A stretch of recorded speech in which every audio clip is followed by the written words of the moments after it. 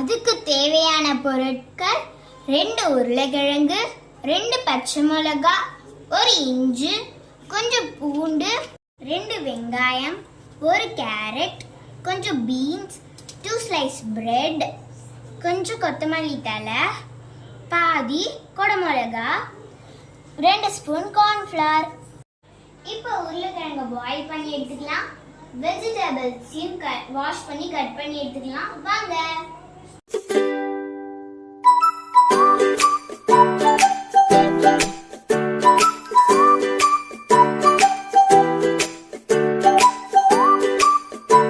இப்போ வேக வச்ச உருளைக்கிழங்கு, சாப் பண்ணி வச்ச வெஜிடபிள்ஸ் இப்போ எல்லாத்தையும் இதில் போட்டுக்கலாம். இப்போ வெஜிடபிள்ஸ் எடுத்து போட்டுக்கலாம்.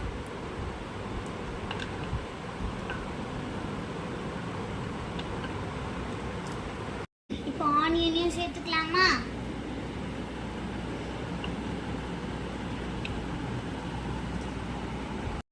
இப்போ கொத்தமல்லி, இஞ்சி பூண்டு இதையும் சேர்த்துக்கலாம்.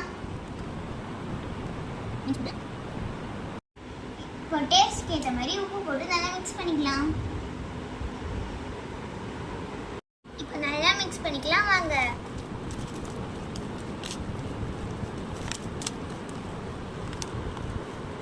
இப்போ நம்ம கட்லெட்டை நல்லா ஷேப் பண்ணி எடுத்துக்கலாம்.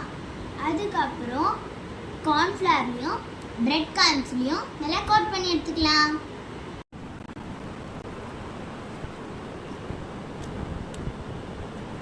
இப்போ கட்லெட்டை நல்லா ஷேப் பண்ணி எடுத்துக்கிட்டாச்சு. இப்போ நம்ம ஃப்ரிட்ஜில் 1/2 hour வச்சு எடுத்துக்கலாம். வாங்க. இப்போ ஃப்ரிட்ஜில் 1/2 hour வச்சு எடுத்துக்கலாமா?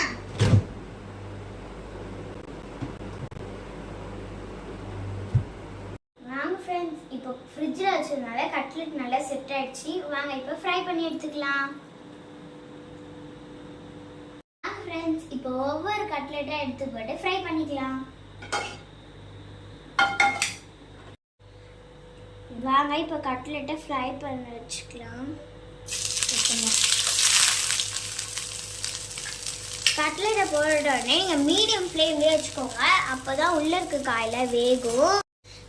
சூப்பர், செம கோல்டன் ப்ரௌன்ல ஆயிடுச்சுல. செம டேஸ்டா இருக்க போகுது. நீங்களும் ட்ரை பண்ணி பாருங்க ஃப்ரெண்ட்ஸ்.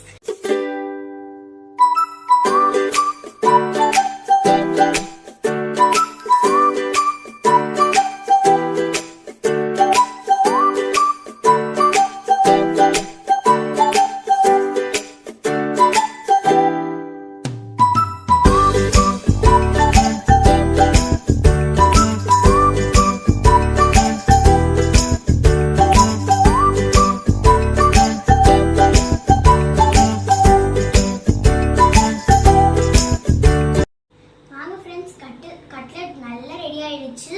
இது கூட நம்ம சாஸ் வச்சு சாப்பிட்டா சூப்பரா இருக்கும். ஆனா எங்க அம்மா சாஸ் வச்சு சாப்பிட விட மாட்டாங்களே. சரி பரவாயில்ல, நம்ம அப்படியே சாப்பிடலாம். சூப்பரா இருக்கு. நீங்களும் இதை வீட்டில் ட்ரை பண்ணி பாருங்க. கட்லெட் சூப்பரா இருந்துச்சா? அதுக்கு முன்னாடி என்னுடைய வீடியோ லைக் பண்ணுங்க, ஷேர் பண்ணுங்க, என்னுடைய சேனலை சப்ஸ்கிரைப் பண்ணுங்க, எனக்கு